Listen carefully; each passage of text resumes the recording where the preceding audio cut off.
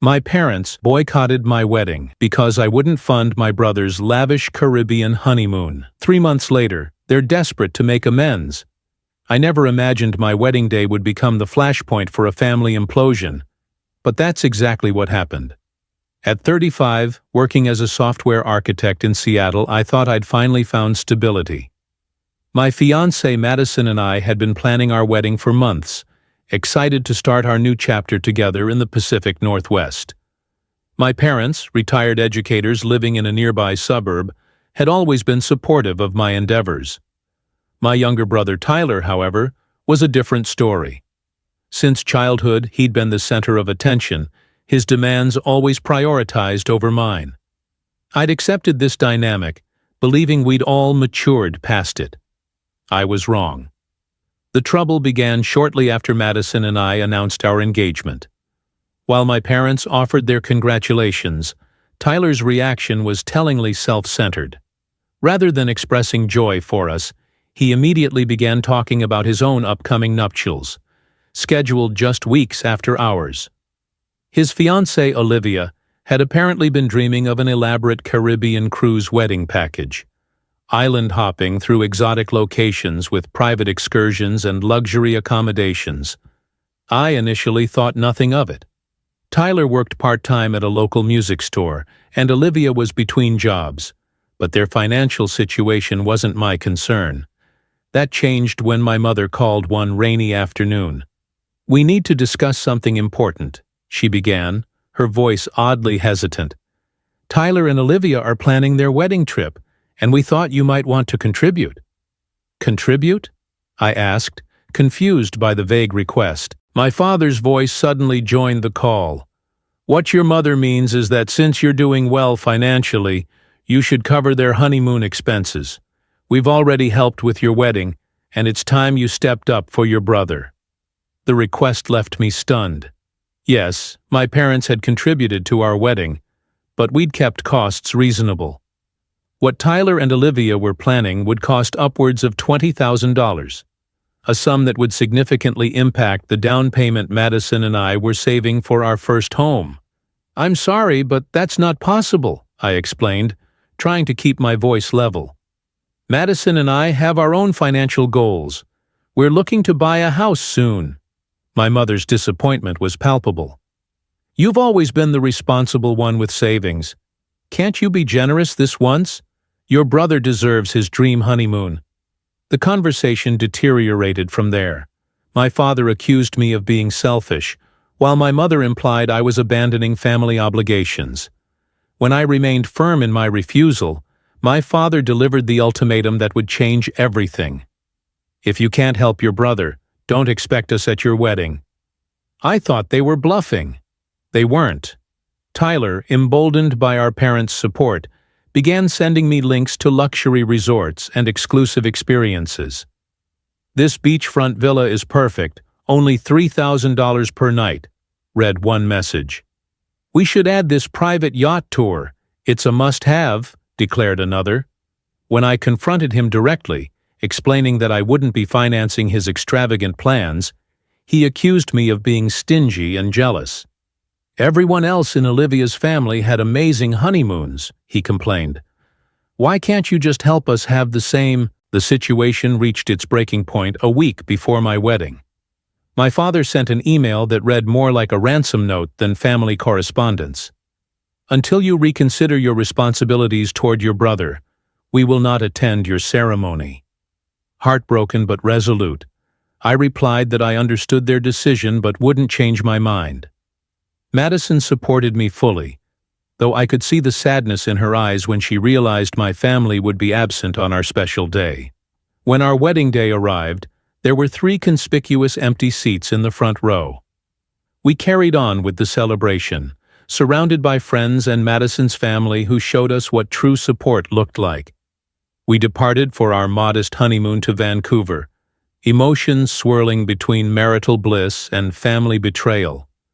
Upon returning, the reality of what had transpired weighed heavily on me.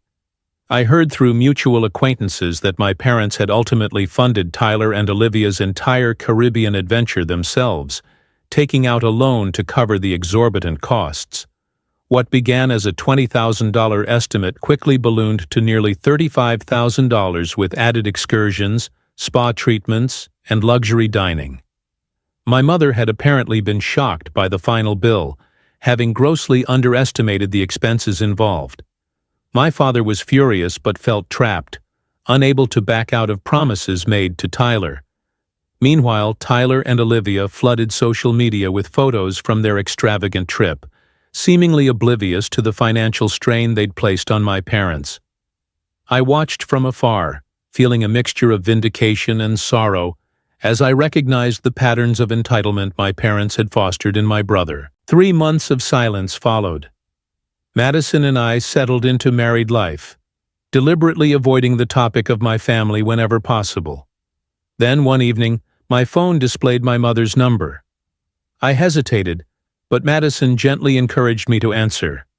"We made a terrible mistake," my mother said, her voice trembling. "We should never have missed your wedding. Can we please talk?" She explained that after funding Tyler's honeymoon, they'd faced unexpected financial difficulties. The debt had forced them to postpone their own retirement plans and cancel a trip they'd been saving for. The experience had opened their eyes to how unreasonable Tyler's demands had been, and how unfair it was to expect me to shoulder that burden. "Does Tyler feel the same way?" I asked, already knowing the answer. "No," my mother admitted after a pause. "He still believes you should have paid. He's angry that we're even apologizing to you." We arranged to meet at a quiet cafe the following weekend. Madison encouraged me to go but reminded me to maintain clear boundaries. When I arrived, I barely recognized my parents. My mother's eyes were puffy from crying, and my father looked years older, his usually confident posture now slumped. They apologized profusely, acknowledging how their actions had betrayed our relationship. "We let Tyler's demands blind us," my mother confessed. "We missed one of the most important days of your life over something so trivial." My father added, "We've enabled his behavior for too long. It took this disaster for us to see it clearly." They explained that after returning from their trip, Tyler and Olivia had immediately begun asking for more financial assistance. Money for a larger apartment, help with car payments, and even talk of another vacation. That's when my parents finally reached their limit. "We told him we were done enabling him," my father said with newfound conviction. "He needs to stand on his own 2 feet. Tyler's reaction had been explosive.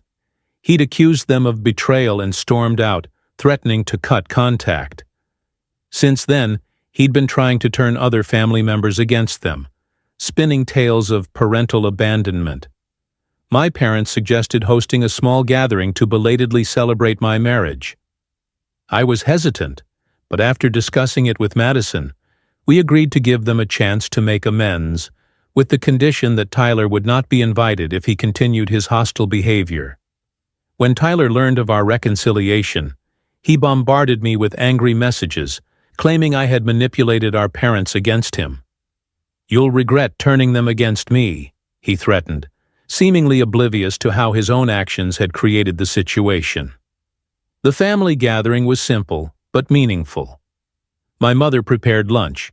My father offered a heartfelt toast acknowledging their mistake, and we began the delicate process of rebuilding trust. They revealed they'd temporarily ceased communication with Tyler, hoping the distance would help him recognize his behavior patterns. In the weeks that followed, our relationship slowly healed. There were moments when memories of their absence at my wedding stung, but their consistent efforts to make amends gradually eased the pain. They called regularly, showed genuine interest in our lives, and even surprised us with a generous belated wedding gift. Tyler, meanwhile, continued his downward spiral. He alienated Olivia's family with similar financial demands and even showed up unannounced at our parents' home, demanding they pay off the additional credit card debt he'd accumulated during the honeymoon.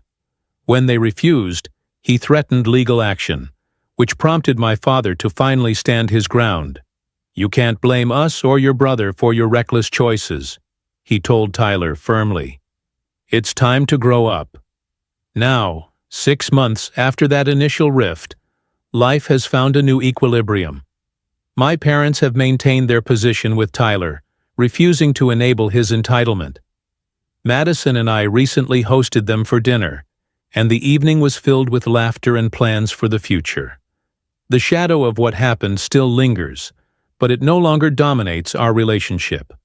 As for Tyler, I hear he's struggling to adjust to life without financial bailouts. Perhaps someday he'll realize how his actions isolated him from the family. Until then, my parents and I have found a new understanding, one built on mutual respect rather than obligation. In the end, it took a wedding boycott to reveal the true nature of our family dynamics. While I would never have chosen this path, I'm grateful for the clarity it brought and the stronger boundaries that emerged from the chaos.